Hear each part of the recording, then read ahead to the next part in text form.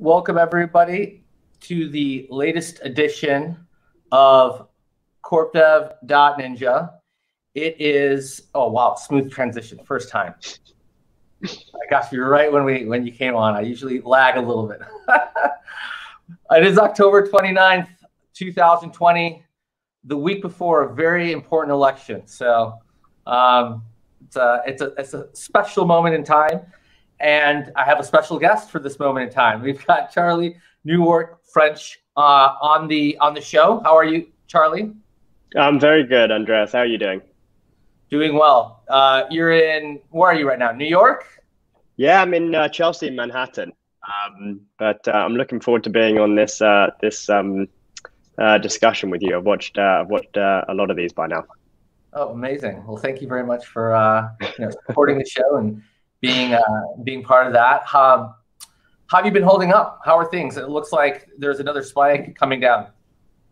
Yeah, I think Manhattan's still doing okay. It was took a sort of a beating at the beginning of March, obviously. The first couple of months here were just total extreme lockdown. I think you had a little bit of it over on the West Coast, but not quite as bad as we had it here. At the moment, numbers seem to be okay. Indoor dining, outdoor dining's open, so it seems livable. But we'll see where it heads over the next couple of months. Do you go to the office at all, or are you mostly working from home? No, we've moved. Hyperscience has moved entirely remote at this point. Oh. And for us, it was a relatively easy transition. Look, being in person always beats being on a sort of a series of video calls. But most of our work can be done remotely. Most of our sort of coding, most of our enabling customers, most of our selling. So we found the transition somewhat easier than I would have betted we'd made it if you'd asked me in February. Yeah, I think I'm seeing a lot of companies doing the same thing. And I think Microsoft made an announcement, if I read correctly earlier this week, or maybe it was last week, that they're now offering like permanent remote work for employees who want to. It's like a trend that's happening now. Yeah, it's going to be interesting to see what happens coming out of this. My thoughts are broadly that it will always be better to have in-person meetings than remote, but increasingly our ability to do remote meetings effectively and to work remotely is just going to get better and better. And this has forced us to sort of accelerate 5 to 10 years into the future of where I think we would have ended up anyway. So there'll be some benefits coming out of these crazy times. Yeah, I've been preparing for 8 years for this moment because I've been doing remote work for 8 years. So I'm like, oh, now everyone realizes, they're like, how did you do it? Before they were like, oh, you can't be productive. Now, yeah, it's interesting. So great to have you. I'm going to read your bio. Charlie Newark-French is the COO at Hyperscience. Disclaimer, I'm also an investor.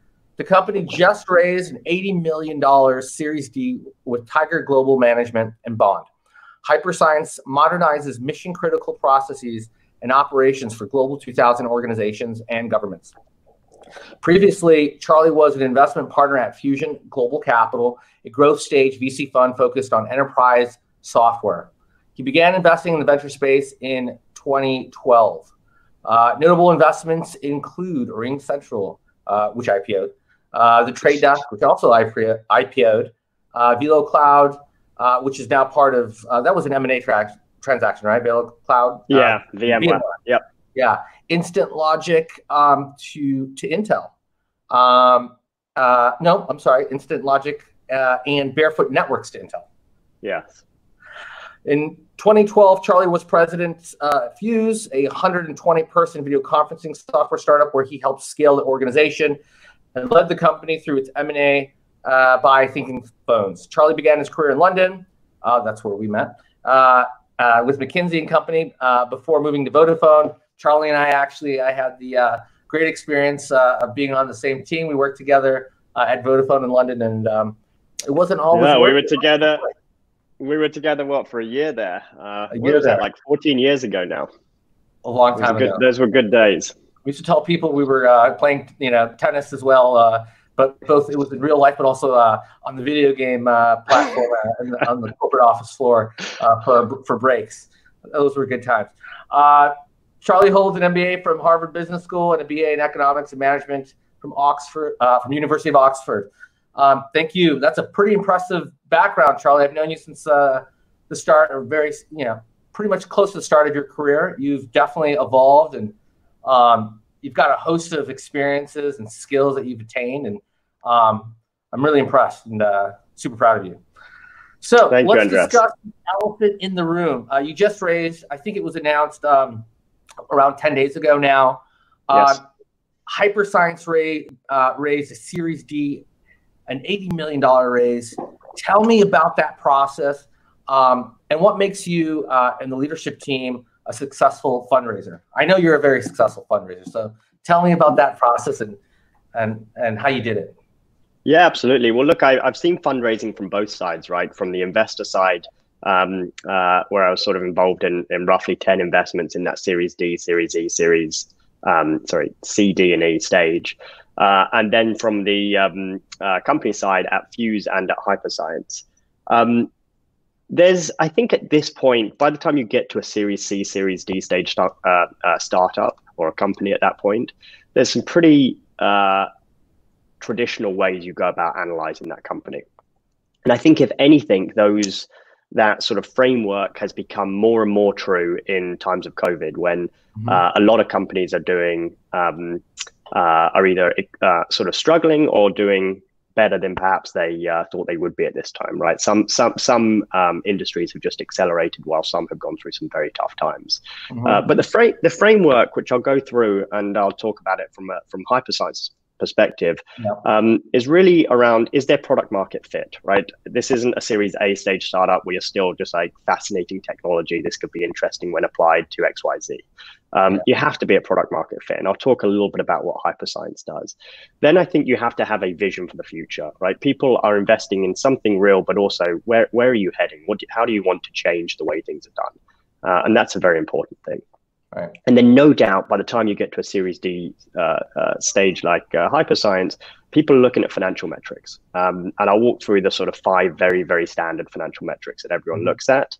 And those all have to be in good shape. And for Hyperscience, we've managed to get all of those into exceptional shape. And then the last thing is just the team, the people that you're bringing together. And I'll talk about some of our differentiators there. So from a product market fit perspective, what we do at Hyperscience is we help organizations that have to process an enormous amount of data do that. There's large banks that are processing mortgages, or large banks that are onboarding people to new bank accounts, or insurance companies that are paying out insurance claims or issuing new insurance premiums. We also serve large government organizations. We serve large healthcare organizations.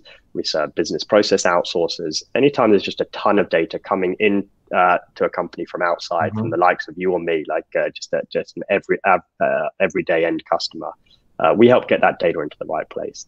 That is a wildly, I'll speak about it later, I'm sure, but a wildly messy market today. Right. There are some investors, I'm sure you know a ton of them, Andreas, that invest in $0 billion markets. By the time you get to a Series D stage company, it better not be a $0 billion market. Right. We think our market with what we do actually today is a $60 billion market. And with the vision that we're sort of going after, we think it's a sort of potentially all the way up to $500 billion market. Just an enormous market of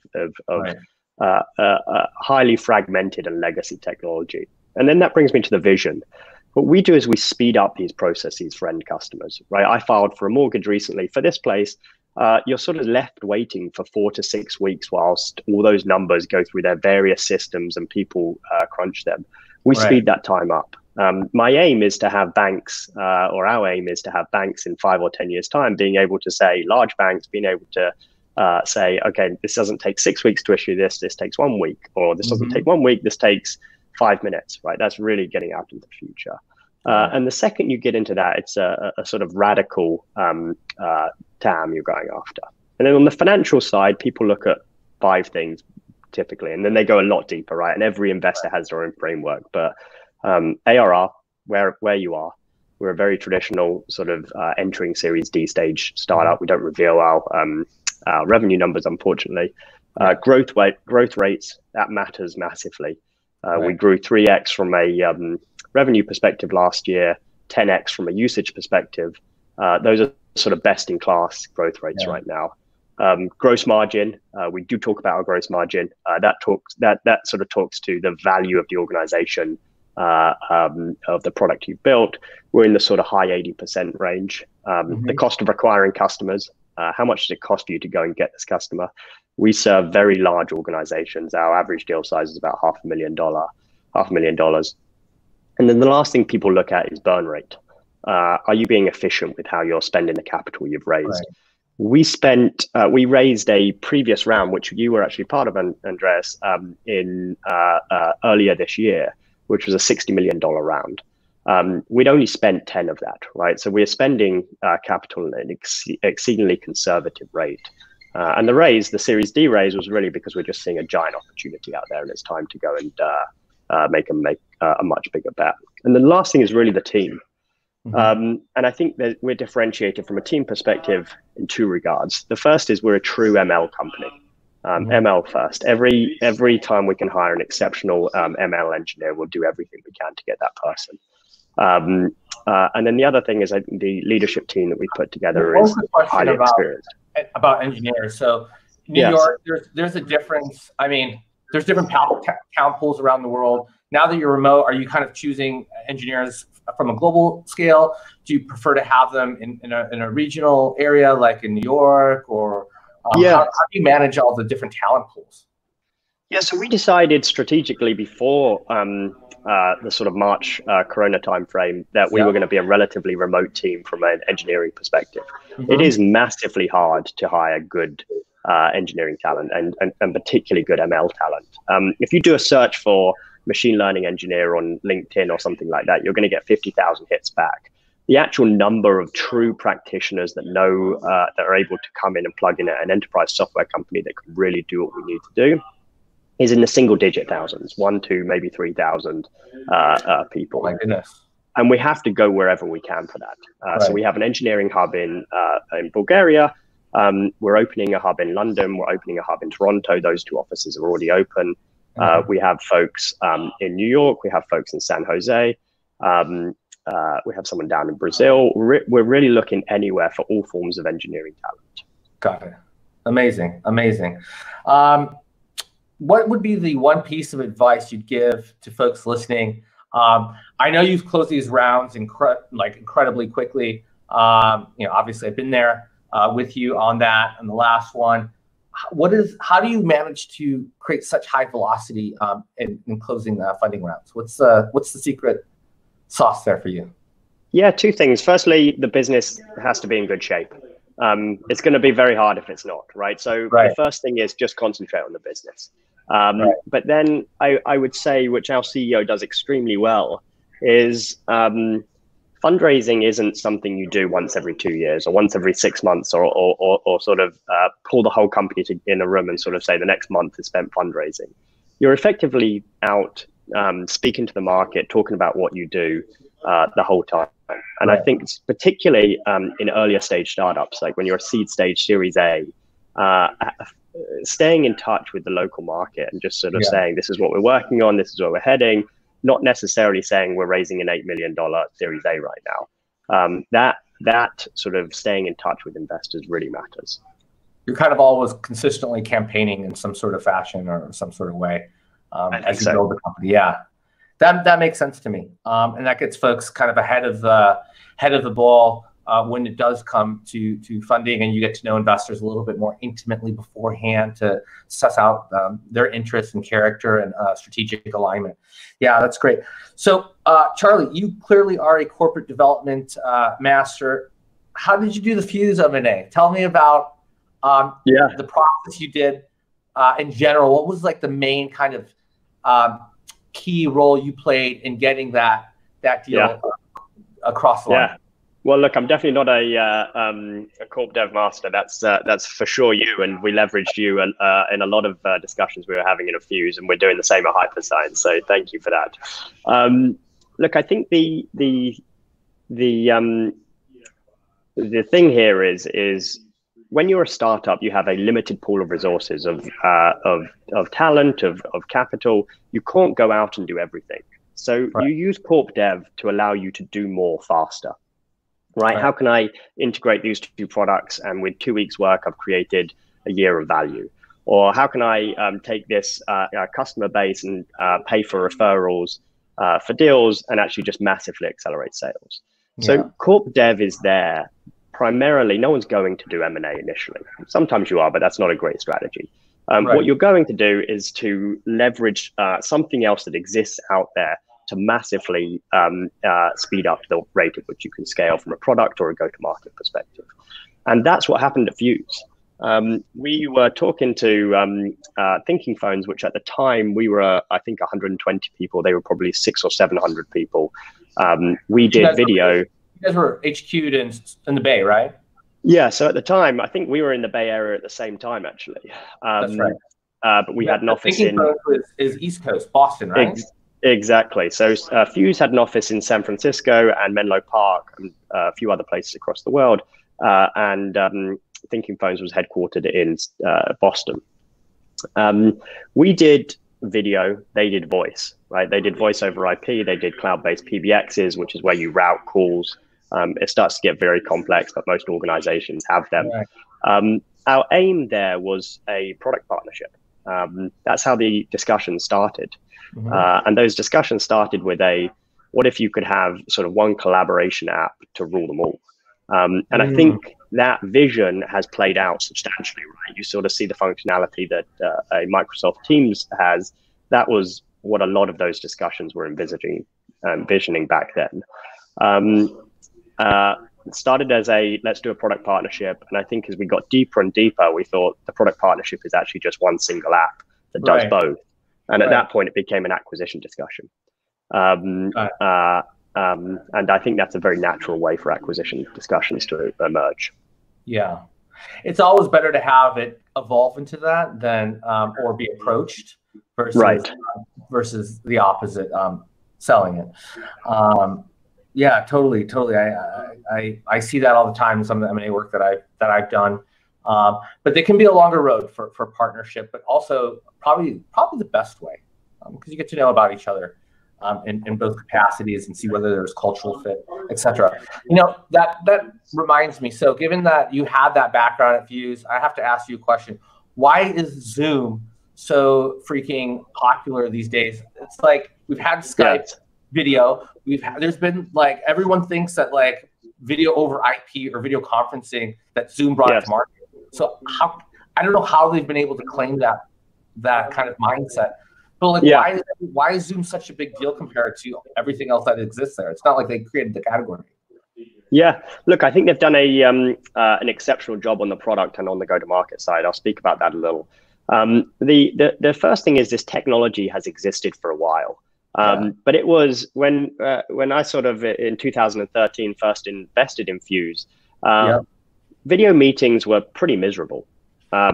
If you got on a GoToMeeting or you got on a WebEx, 50% of the time, the first 5 minutes of it were just unpleasant. And you were probably getting on a video meeting because it was an important meeting. It was a sell or it was a talk with a CEO or there's some reason that you're wanting to do video. Right. Nowadays, video is just much more normal and you do it for every type of meeting. But certainly sort of 7-8 years ago, it was you were doing it for critical meetings.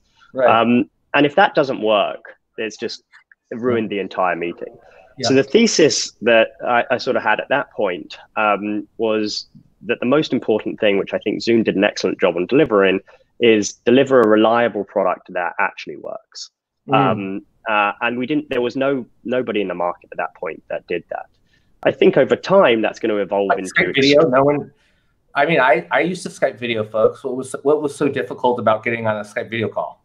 Did you ever have any problems with Skype where the sound cut out or where someone couldn't work out how to turn their video on? Or it was just bad solutions all around. Skype was not a good solution. I think Teams now, Microsoft Teams, is an exceptional solution. But we weren't there 7 or 8 years ago.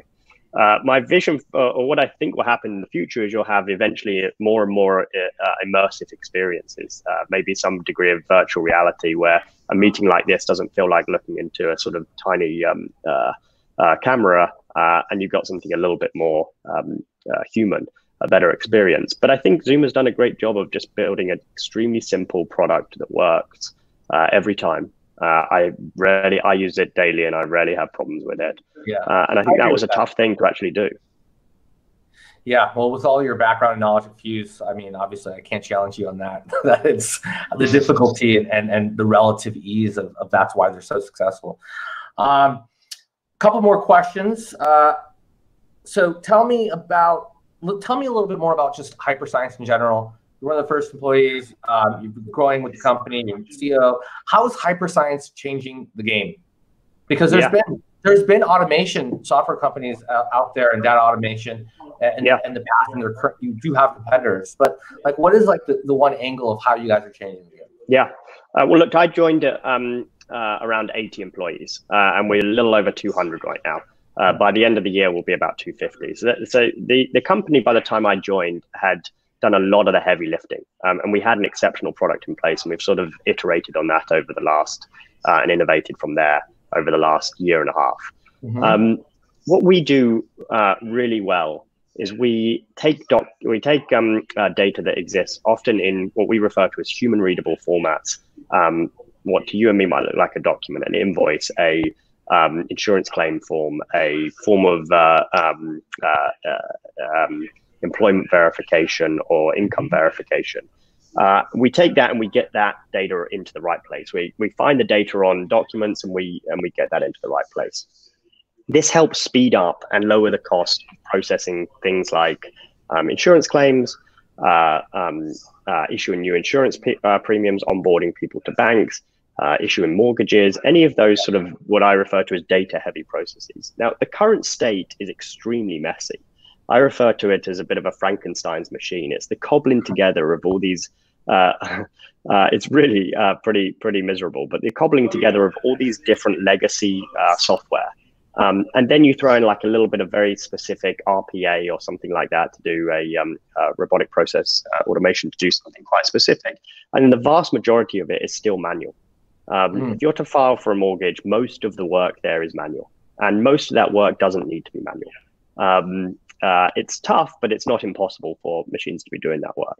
So we've taken a very different approach, which is a machine learning approach, to sort of say, look, instead of applying a list of rules, which get pretty exponential pretty quickly, just thousands of different rules all over the place for the various parts of that workflow, we're applying machine learning algorithms to it. And what that requires is a intimate relationship between software and people as the machine learns more and more over time. So we typically see for the work we do 80% automation out of the box, and then that goes to 95% automation.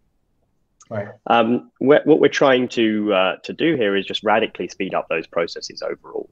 The sort of back office work that is done by people should increasingly be done by software. And I think what we're going to do over the next sort of 5 to 20 years is go through a similar revolution that we went through in agriculture or manufacturing from an automation perspective, where you're going to have a massive shift of work done going from people to machines, in this case, software. And the benefits of that to society will be enormous. These moments tend to be very impactful moments. If you're filing for an insurance claim for a small bump on your car, this can put you out of action for 6 or 8 weeks. It can affect the way you get to work, where you drive your children to school, or if you get rejected from a mortgage because of a pure clerical error, that can set you back 5 years in terms of the way you view your financial position and things you want to do. Right. So the vision is just to massively speed this up and end up with better outcomes for the end society. If that makes sense. Yeah. Well, you know me, I'm 100% in your camp, behind you guys, wanting you to deliver on that promise, and totally, I'm a complete believer in it. There's a ton of automation that needs to occur, and people think things are already automated, but they're not. From legacy software to even handwritten notes. Many forms are still handwritten.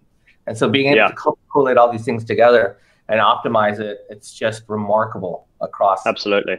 Even mortgages or banking, but like logistics is another huge. The thing that I would say to that is no one has any idea of the sort of mess that exists in large organizations behind the scenes, but everyone has an idea the end pain, right? The second you've tried to onboard to a new bank, you're like, why is this taking 3 days? What's happening right now? Or filing for an insurance claim and you're just sitting and waiting to find out for weeks. And they ask you for another piece of information that you've already submitted. We all see that something's wrong. And what's wrong is it's the technology stack is not there yet. Yeah. Okay, we're at the tail end of the show. Thank you, Charlie. I have a few fun questions to ask you. So, I know you like to go out in New York when pre-COVID and frequent nice restaurants. Are you doing takeout? Are you cooking? What's your repertoire right now? For the first few months, I'd say for the first 4 months, heavy cooking. But now we're sort of eating out most evenings at this point. We wear our mask to the restaurant. We sit down at a table. But restaurants are back open in Manhattan. I don't know how long that will last for, but they're pretty open right now. Back to the good old days. Yeah, no new restaurants. It's just the good old ones, and I'm sure you and I have been to a few of them together. That's right. How are you staying fit? Running. I'm back to running. So when we were both in the Bay Area, I was running a ton then, doing sort of ultra marathons. I'm not back at that level yet, but I'm running probably 6 days a week at this point. It's really the only thing you can do. How do you define an ultra marathon? What level or what benchmark is that? What threshold? An ultra marathon is anything over a marathon, technically. Got it.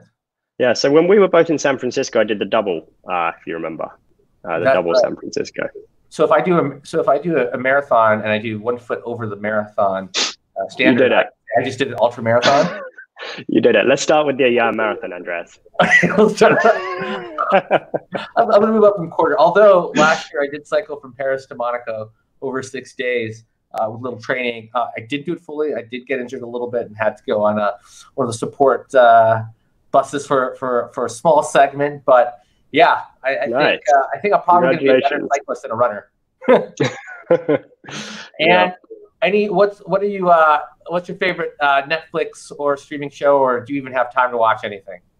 Not a huge Netflix or TV person. I did watch the Borat movie this weekend, which I would recommend, but nowhere near as much as I would recommend the first one.